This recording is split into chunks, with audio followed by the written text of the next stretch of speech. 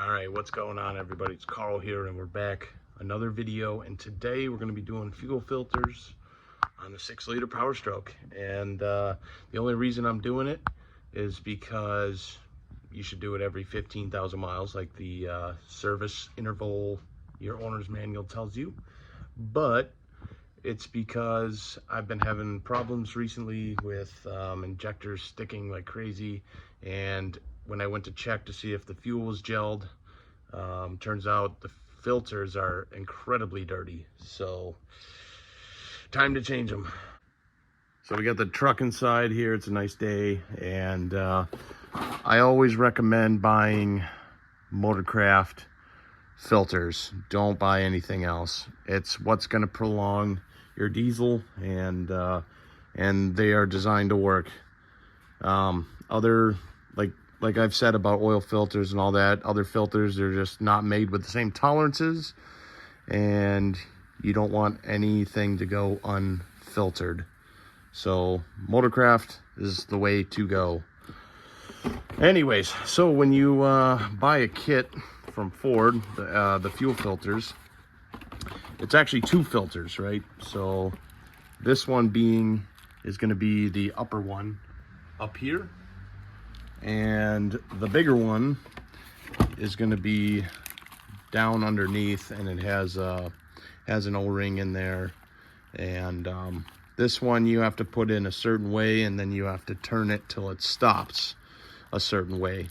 And I don't remember which way, so I'm not going to say right now until I get down there. But we're obviously going to start with the easier one because it's right on top, right by the oil filter. So we'll start with this one, and then we'll work our way underneath the truck to do this one.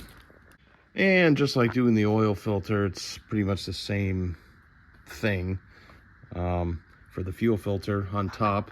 But as you can see the difference, that's the difference, and that's why you got to change your fuel filters. I know, should have changed it a long time ago. I've never seen them this bad before, because I've usually changed them regularly, but I haven't changed them in quite a while.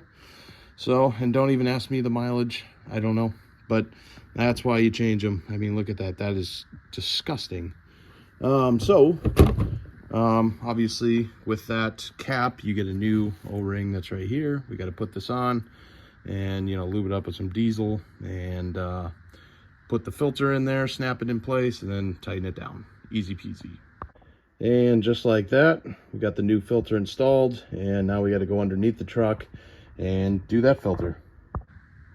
All right, so when you're ready to do underneath, you got to come to the driver's side frame rail, and it's going to be kind of about where the front of your door is, right? So this is where the bigger filter is, but then attached to this housing, this is where the water gets separated out of the diesel fuel. So it's very important. You're going to need a pan. You're going to need a pan because it's going to get messy. This is the worst part about the whole job, is one, being underneath the truck, and two, you're going to have a lot of fuel coming out because there's a lot of fuel in the line still. But you got to loosen this plug, and that is what's going to drain out all the water, and then eventually you'll start seeing diesel. And you never know, there might be no water in it anyways, and all you see is diesel. But it's always good to open it up and just let it drip out. But I want to get the whole plug out here. See, that's starting to that looks like diesel, so that's pretty good that there's not a lot of water in the fuel. So it's always a good sign.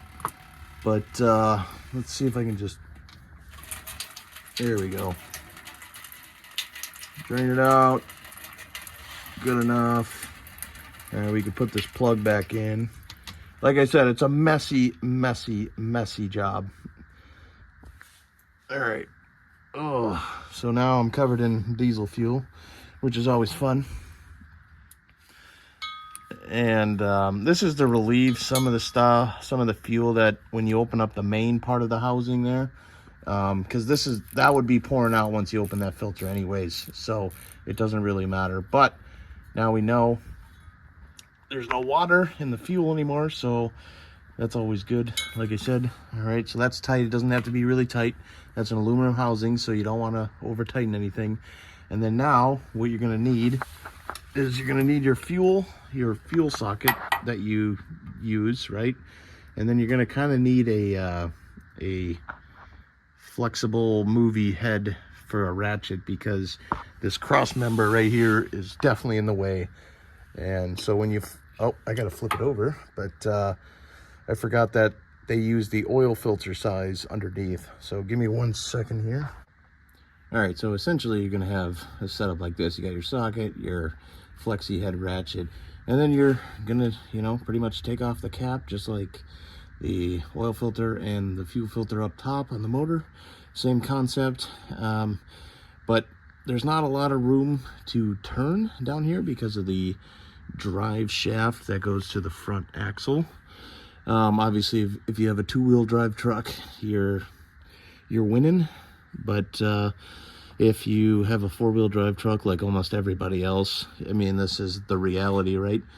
So I'm going to get this off, and then I'm going to show you the proper way to install that filter, because you're going to put that filter in the housing without the cap before you put the cap back on. So I'll show you what I'm talking about in a sec.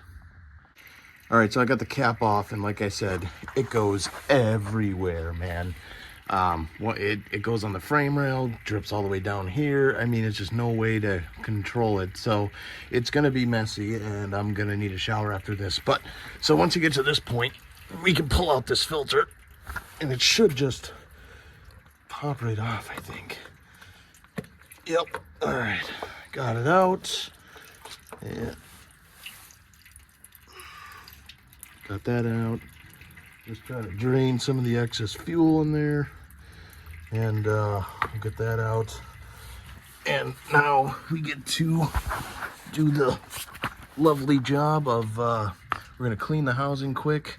And this O-ring, man, it's so stretched. I'm surprised it didn't want to fall off yet, but we'll get the new O-ring on, and then we'll put that filter back in quick. All right, so to put the filter in, you cannot put it in the cap first and then turn it on. It will be impossible, because this is gonna be so tight in the cap. So what you gotta do is you gotta put it in the filter kind of like this, and you see this knob? That has to be pointed up. And so when you stuff it in, you're gonna turn it all the way to the right till it stops, and that's where the filter is gonna sit. I got the filter in, got the cap back on, so now I'm gonna give it a brake clean job here, and then we're gonna start the truck, and then we're going to inspect everything. I want to make sure there's no leaks anywhere.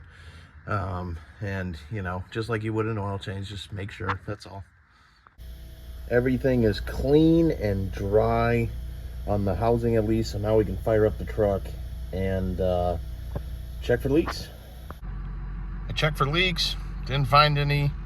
Kind of let it run for a while. I inspected other things, just making sure everything was okay. And drove to the gas station here, went and got a Celsius, and because I was thirsty. But yeah, so all in all, everything's looking pretty good. So thanks for watching, everybody. That's how you change fuel filters on a 6-liter Powerstroke. And please like and subscribe, and I'll see you guys in the next one.